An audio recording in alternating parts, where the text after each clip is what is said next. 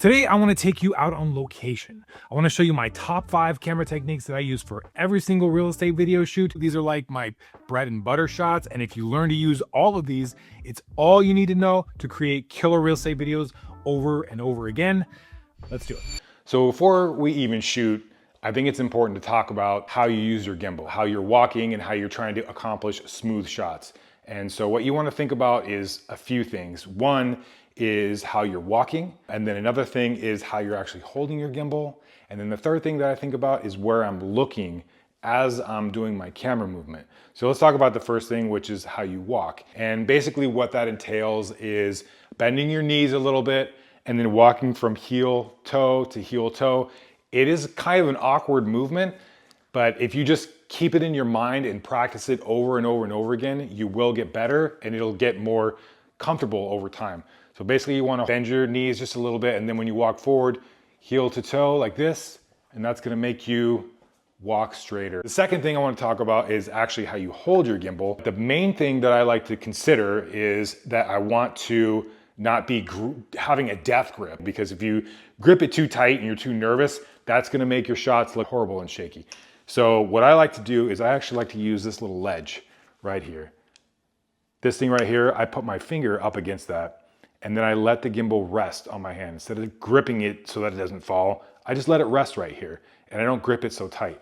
So then when I'm holding it, I keep my arms down here, I'm low to the ground, and it's almost like this is like another extremity, you know what I mean? Like an arm. Like if you were walking around, you're not gonna hold your arm stiff walking back and forth, you're gonna hold it loose. Same thing with this, you're just gonna do that, you're gonna walk and keep it nice and loose. And if it moves around, it sways around just a little bit, it's not a huge deal. You're not gonna see that in the final shot. The last thing that I like to do when I'm getting shots is that I actually don't like to look at my monitor when I'm shooting. So sometimes I will, just to make sure I'm in focus or that my exposure is not messed up or anything like that.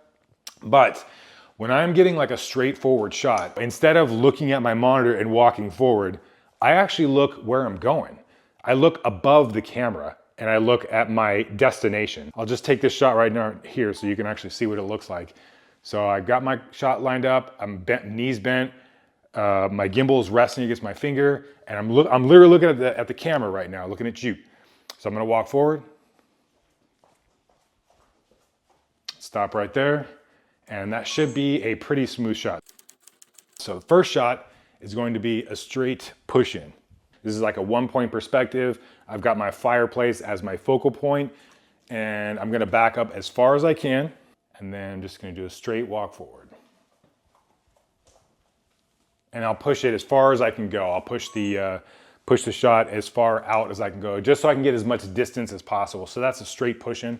Next shot I wanna talk about is the curved push-in. It's similar to the straight push-in, except this time, instead of doing just straight, basically what you're doing is you are just turning your camera just slightly around the subject. So you're kind of arcing around. You do that just by holding the gimbal and slightly rotating your hands either left or right. And another thing you want to keep in mind when you do this is you want to sort of pick a subject. So I'm going to use this dining room table as my subject. And what I'm going to do is have my dining room already lined up as the center point in my frame. And I want to keep it there. So I'm going to start here and I'm going to kind of walk in an arc.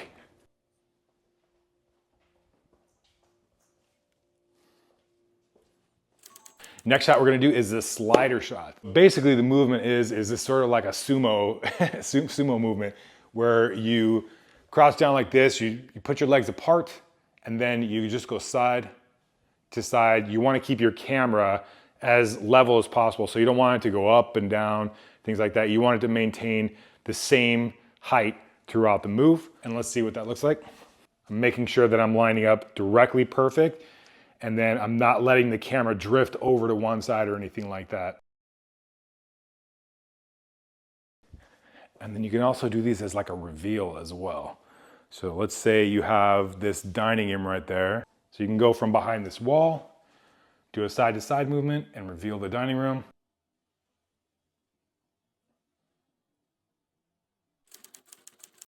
So I don't even know what you would call this shot. It's sort of like an angled up spinning parallax shot. There's a couple of different things going on with this shot. I'm using my thumb, the joystick here, just to tilt the camera up. And then as far as the actual movement that's happening is I am bending my knees and I'm starting down here like this, like down and to the left, or maybe if you're going in the other direction, it would be down to the right. But for this one, I'm gonna go down and left, and then I'm gonna move up and to the right. But as I'm doing that, I'm also going to be turning my camera like this.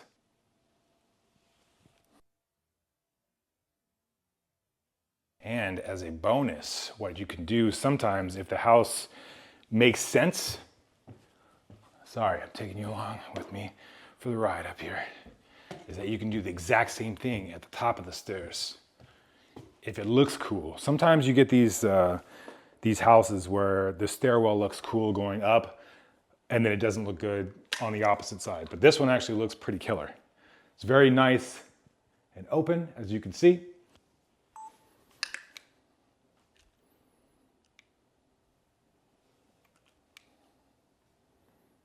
So last shot that I'm gonna show you is the detail shot. If you really wanna drive the point home and really isolate your subject, then it's a good idea to go with a little bit of a longer lens.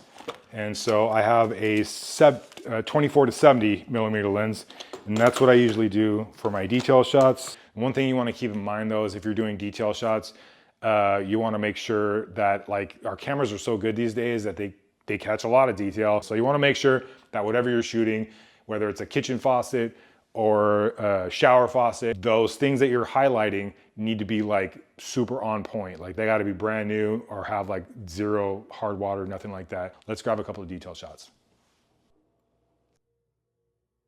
One thing I forgot to mention is that when you're doing detail shots, if you can find something to have in your foreground and have that be something that you reveal from, that's gonna actually even make it even better. It gives you more depth perspective.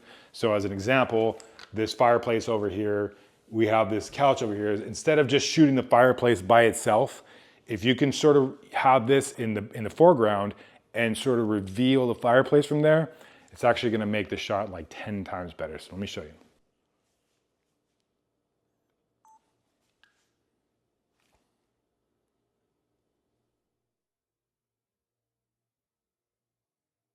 Guys, I forgot to mention that I have a shot list guide and it's completely free, and I'm going to link that below.